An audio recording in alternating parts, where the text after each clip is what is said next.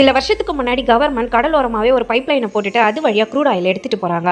இதனால மீனவர்களால கடல்ல போய் மீன் பிடிக்க முடியல. அதனால போராட்டம் பண்றாங்க. இப்ப போலீஸ்காரங்களை போராட்டம் பண்றவங்களை அடிச்சு சுட்டுடுறாங்க.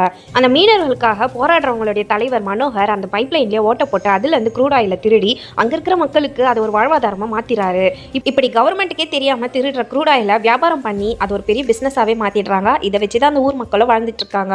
இப்ப இவருடைய வளர்ப்பு மகனான நம்ம ஹீரோ இந்த பிசினஸை டேக் ஓவர் பண்ணி பார்த்துட்டு இருக்காரு. இதுக்காக இவங்க நிறைய அபிஷியல்ஸ்க்கு லஞ்சம் கொடுப்பாங்க. புதுசா வந்திருக்க டிஎஸ்பிக்குமே காசு கொடுப்பாங்க. ஆனாலும் அவர் கொஞ்சம் குடைச்சல் குத்துட்டு இருக்காரு. மீன் பிடிக்கிறதுக்காக கடலுக்கு போன மீனவர்களை 10 வருஷமாவே ஜெயில வச்சிருப்பாங்க. இப்போ அவங்க எல்லாருமே காசு கொடுத்து ரிலீஸ் பண்ணிடுறாங்க. இப்போ ஹீரோ கோவில்ல பாக்குறாரு. பார்த்தோன்னே பிடிச்சி போது ஒரு நாள் ரோட்ல வழிக்கு விழுற மாதிரி போறாரு. அப்ப ஹீரோயின் தான் அவர் குரல் கொடுத்து காப்பாத்துவாங்க. திருடுற க்ரூட் ஆயில பாம்பேக்கு அனுப்பி பெட்ரோல் டீசல்னு பிரிச்சு இங்க இருக்க பெட்ரோல் பங்குக்குலாம் வியாபாரம் பண்ணுவாங்க. ஹீரோக்கு கீழே வேலை செய்யற பாலமுருகனும் ஹீரோக்கே தெரியாம அவரும் சம்பாதிக்கணும்னு சொல்லி கலப்படம் பண்ண பெட்ரோலை இப்ப கொடுத்துட்றாங்க. இதனால நிறைய பேரோட வண்டி பாதிக்கப்படுது.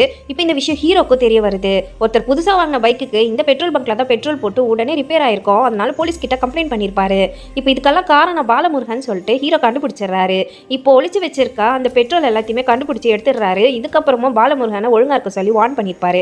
இப்போ அவனும் நாங்களே வந்து க்ரூட் ஆயில் எடுத்துக்கிறோம்னு சொல்லி ஹீரோ கிட்ட பிரச்சனை பண்ணி இப்போ டிஎஸ்பி மூலியமா வந்து பேசுறாரு. இனிமேல் நீங்க க்ரூட் ஆயில் எடுக்காதீங்க, பாலமுருகன் தான் எடுப்பான்னு சொல்லி டிஎஸ்பியுமே சொல்லவே இப்போ ஹீரோ கோவப்பட்டு இப்போ அவர் மிரட்டிடுறாரு. டிஎஸ்பியோ ஹீரோ மேல இருக்கிற கோவத்தால இப்போ அவங்களுடைய ஆட்களையே அரெஸ்ட் பண்ணி அடிக்கிறாரு. இப்போ ஹீரோவை இதை கேட்கறேன்னு சொல்லி போறாரு. ஆனா அவங்க அப்பாவை தடுத்துடுறாரு. கண்டிப்பா இது உனக்கு போட்ட ஸ்கெட்சா இருக்கும், அதனால இதை நானே பாத்துக்கிறேன், நீ தலையிடாதேன்னு.